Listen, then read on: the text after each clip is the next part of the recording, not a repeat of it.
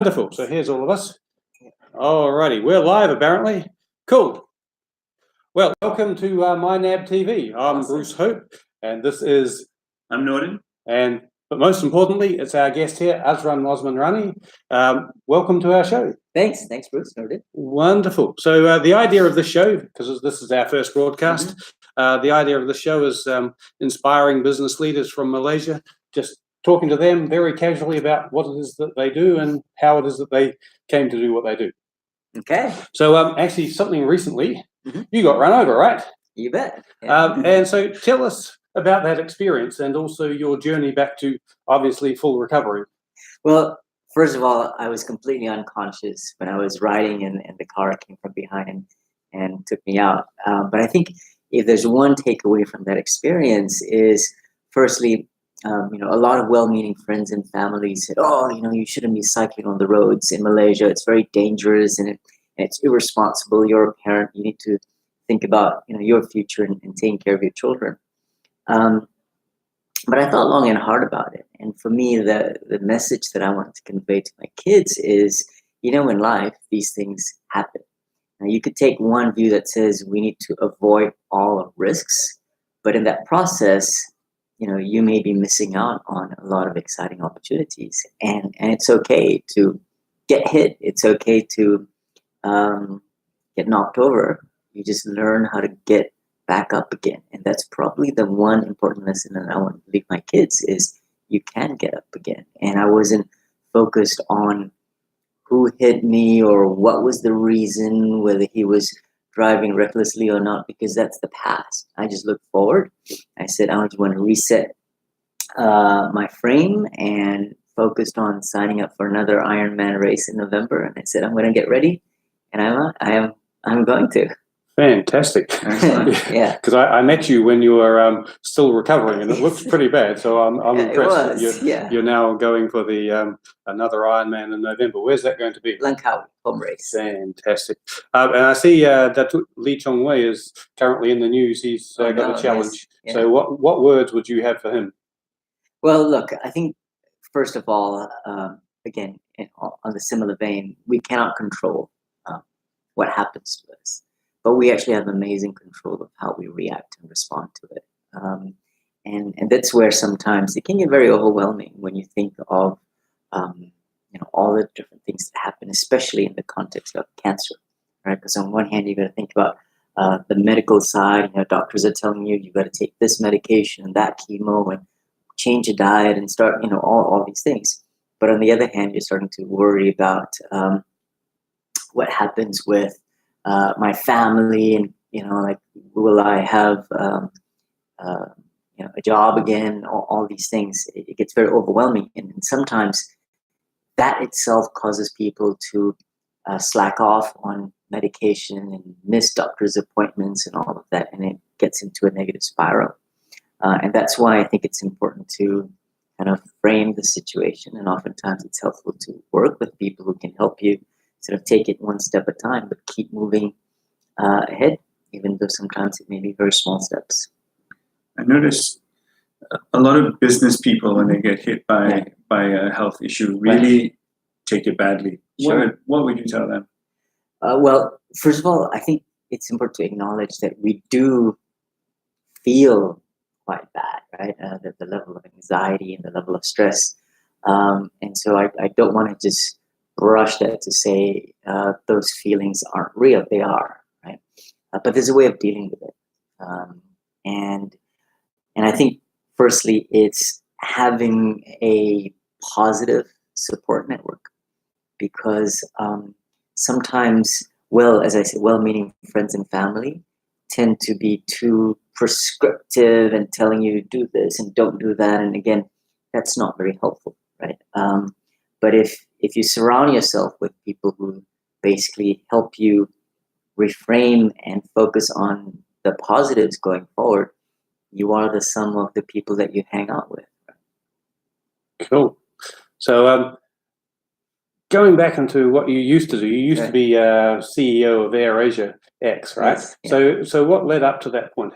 Why did you become CEO of AirAsia X? Well, I think firstly, the reason why AirAsiaX was created as a completely separate and independent company from AirAsia was because AirAsia didn't believe in going long haul. And there were very good reasons, because no one else had ever done it before successfully. And so the shareholders said, fine, if no one in the aviation industry believed that it can be done, we still want to try to make it happen. We're going to create a separate company, apply for our own license, raise our own capital, and find someone from outside the industry who's gullible enough not to know that it's an impossible thing to do. That's how I came into the picture. And for me, it's the journey of starting with that point where you kind of look and say, why are people believing that it cannot be done, and looking at things differently. And we started with one plane for the first 12 months and just started growing and growing because we focused on the customer segments who were not adequately served by existing players, whether they were low-cost airlines or full service carriers, and understanding, going back to first principles, why. And that's kind of how AirAsiaX went from that one plane to 25 to about $1 billion in annual revenue. But once it became a public listed company, I think I recognize that I'm probably better off in the early formative stages of organizations when the problem is abstract and you really don't know what you're doing, and how do you thrive in that situation. But once it becomes established and there are proper governance protocols, and it's about minimizing losses, right? You have independent directors and audit committees and risk management committees. Probably time for a grown-up to take over the reins, and I just left to keep going back to Not much fun, right? to building things from scratch, and here I am again. Fair enough. You still have people asking you for free tickets? No. Really? Yeah. What's your business now? Right. I mean, we know the company, but what is it that you do? Sure. Well, one of the common things when you look at what I did at AirAsiaX and iFlix and now Naluri, it's about empowering that mass market segment. There are a lot of people who are ignored by the existing incumbents, right? Whether it was the Singapore Airlines Cathay Pacific premium model, and that suits for that segment, but it doesn't suit well for the lower mass market segment. Similarly, in iFlix, many people didn't see that there was a need for another Netflix, but while the Netflix product is great, it really serves this Bangsa Kiara Damansara demographic, right? And the mass market can't connect to that very Western-centric model, and of course all the infrastructure delivery requirements. And that's kind of how iFlix scaled very rapidly across emerging markets, focusing on the people who are ignored by either global Western companies or the big giant cable and satellite TV companies in each country. So now coming back to scratch, right? One of the big problems that I'm really passionate about is health, and actually specifically mental health. And so I really wanted to figure out how can we provide better mental health care in a more accessible and scalable manner to the mass market, because the big challenge is take Malaysia alone, right? Over 3 million people are wrestling with mental health issues. And there are roughly only about 200 practicing clinical psychologists.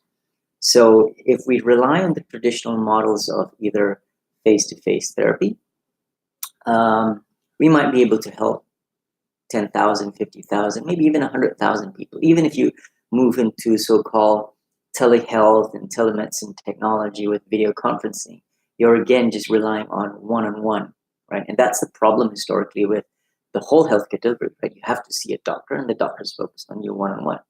But that's not scalable when you think about Southeast Asia with over 600 million people and just a very limited number of healthcare professionals.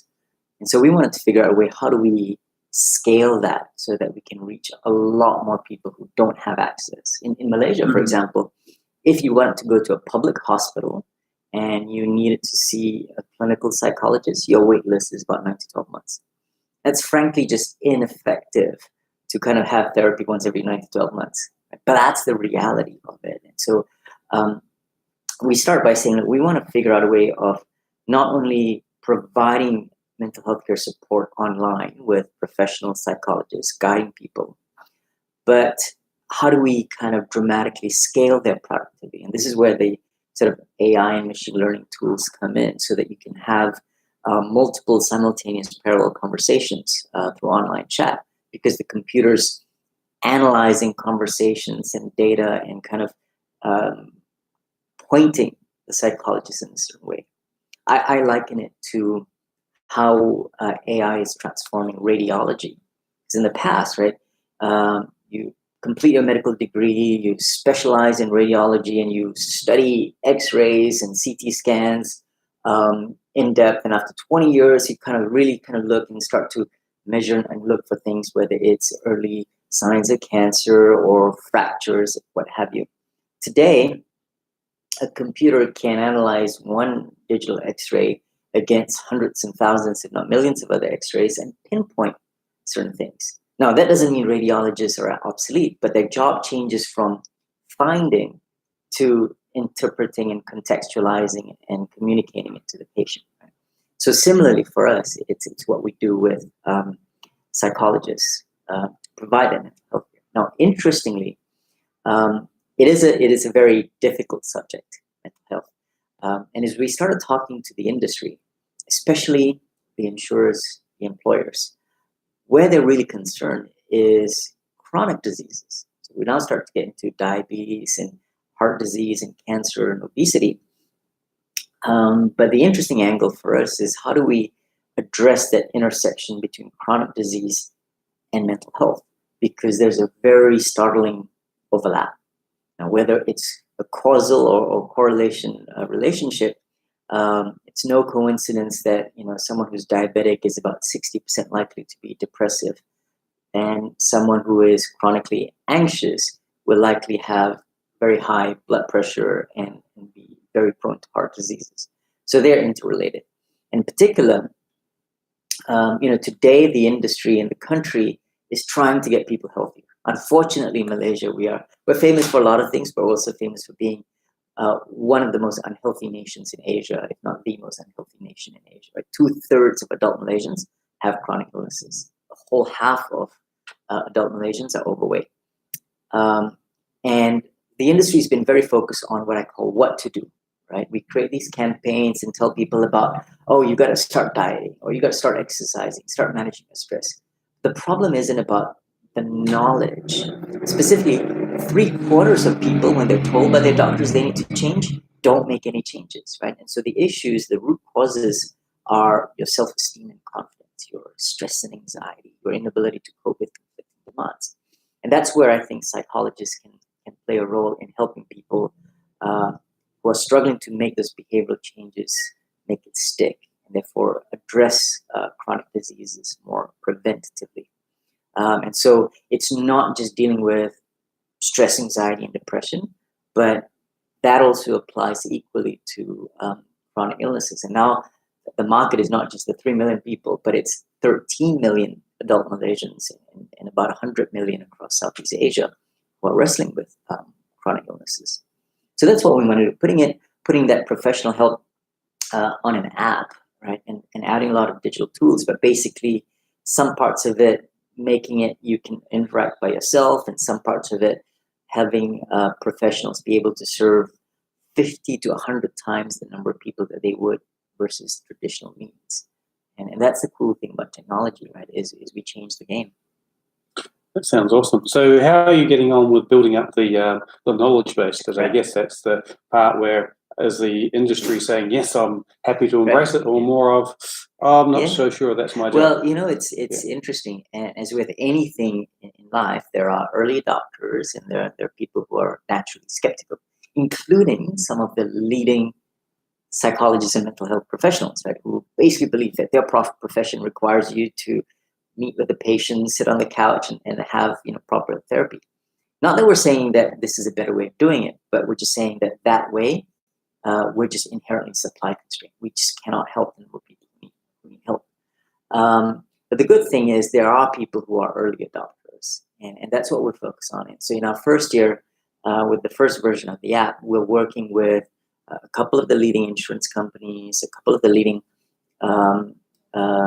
big corporations in Malaysia, kind of doing a number of trials and then working with hospitals to do clinical trials where independent PhD teams will properly manage sort of patients who are going through our solution versus traditional care and seeing after 4 months what's the difference, right? Are we able to reduce weight and blood pressure and blood sugar and bring down levels of stress more than traditional means? And then obviously, hopefully, publish those findings in peer-reviewed medical journals. Because if we're going to win over the medical community, right, it has to be fact and evidence-based. Absolutely. What is the cost to the Malaysian economy? I mean, we're talking about a new Malaysia. We're talking about what should happen. Sure. What's the real cost? Health, mental health, and Sure. productivity. Well, if you just focus on our sphere of this chronic lifestyle diseases, it's about a 10 billion ringgit a year cost, which comprises both direct medical costs, especially drug treatments and medical procedures, but also more importantly, lost productivity, absenteeism, right? Because if your employees have diabetes or struggling with heart disease, they're losing about 7 to 9 days a year from sick leave, right? That's a significant cost, especially if that involves 20 to 25% of your workforce. I actually saw in an HR magazine an article about presenteeism. Yes. So, which was exactly. a term I'd never heard before, Right. but I thought, yeah, that's absolutely true. People are there, but nothing's happening. They're not engaged. They're overwhelmed, right? Yeah. And that's why employers cannot say, "Oh, we've got medical insurance," because if you don't deal and help your employees, and they keep claiming more and more medical insurance, your premiums are going to get higher and higher. And insurance doesn't cover the cost of both absenteeism and presenteeism. And so that's why some of these big companies are saying, all right, we need to do something. We need to go beyond just campaigns or doing Zumba classes, because the people who attend your corporate Zumba classes are actually the ones who don't need help, right? And the ones who really need help are the ones who are disengaged, right? But they're the ones who are causing the biggest spend. Fair enough. So onto a completely different, Sure. No, it's still related, but Yeah. for budding entrepreneurs, Right. could I class you as an entrepreneur? Right. You're trying new things, which Yes. I find absolutely fascinating. Right. So somebody who's studying now, rather than just on the academic, what Right. would you sort of tell them about how to get into that mindset of being an entrepreneur? Wow. Okay. Well, I guess I'll borrow an interesting definition, which is entrepreneurs are, kind of make more than what's imaginable with less than what's thought possible. And I think it starts and ends with defining a problem that you're deeply fascinated with and deeply passionate about, and not the solution. This is where I think a lot of people get hung up on is, I have an idea or a product. Sometimes that leads you to be so focused on the idea or product, you're trying to stuff the round peg in a square hole, right? It doesn't fit. But I think ultimately as entrepreneurs, we are the ones who are going to solve problems that existing incumbents don't see, right? Either people who are underserved or people who have got needs that are just not met. And that's why it's quite iterative, right? Because whatever way or means that you think you can solve that problem, that first version will never be the permanent version. There is no company in the world that doesn't change. And so that's why, in order to be fast at changing, we cannot fall in love with our product. Right? We've got to be constantly just sometimes being, just scrap everything, throwing away and rebuilding. And that's okay. But it's hard if you're too emotionally connected to your product. But I think you've got to be very emotionally connected to the problem and the customers. So that for me is the starting point of that journey. And so being passionate is all very well, right? Right. A lot of people are passionate, but they don't get results. Yeah. So what else do you think might be part of that mix? Well, the other part is, okay, now that you've defined or a problem, is first of all to test how relevant is the problem. I mean, when we started Millery, for the first 6 months, not a single line of code, right? We just spent time talking to the insurers, talking to employers and hospitals and governments to say, hey, how relevant is this problem to you? Hey, I've got this idea. What do you think of it, right? How does it fit relative to the other options that you have? And it was based on that feedback that we kind of, we started with mental health purely, and then we realized, no, that's actually not where the corporates and the insurers are immediately concerned about. But then we noticed that when it came to chronic disease, there is a very strong mental health application. And so the original idea had to be pivoted and reformatted based on the feedback that we got. And so one part was that feedback, but the other part was just building these very simple prototypes. So before we even had one code on our app, we just used WhatsApp. We connected people with our psychologists. We make kind of like primitive screenshots on PowerPoint, and they just sent it on WhatsApp, and we had an intern reply back saying, okay, click reply A, B, or C, and we'll reply back. It's very, very crude, but it's important to test these things, right? To validate that some of your early ideas people are going to respond to, without kind of jumping in and trying to invest and build, right? Because the moment you invest and build, you start getting very emotionally attached to it, right? It's very hard to throw it away, right? Because there's this sunk mentality. So that's why I think it's important to spend a lot of time upfront validating, both in terms of what people think of your idea and kind of simple, crude prototypes that you can get quick feedback from. So I was reading another article the other day about sunk cost. When's the point at which you say, hey, that actually was? And a lot of people get that wrong.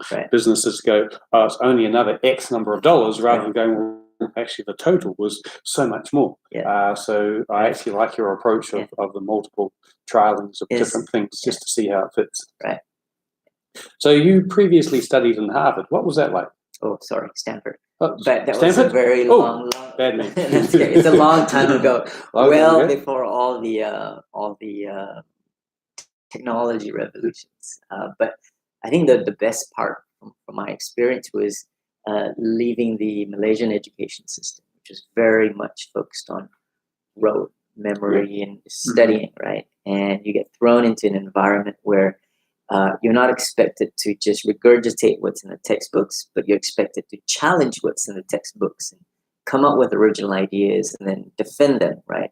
And not just on paper, but in discussion. So one of the great things about the American education system is it's not based on your exam results, but 50% of the grade can be, well, how do you argue your points in class? And so that was a big culture shock for me. But I think it just helped me develop this more curious and challenging mindset. Yes, well, I'll be argumentative, but whether I'd win my point, I don't know. So, all right. And so I guess a couple of final points, because we're almost at the end of our show. So what's next for Maluri? Because you've obviously got all this thing. So what do you think is the next sort of major announcement for Maluri? Well, for us, I'm not very focused on sort of big 3 to 5 year goals. I'm actually a big believer in just being super crystal clear on what needs to be done over the next 30 days.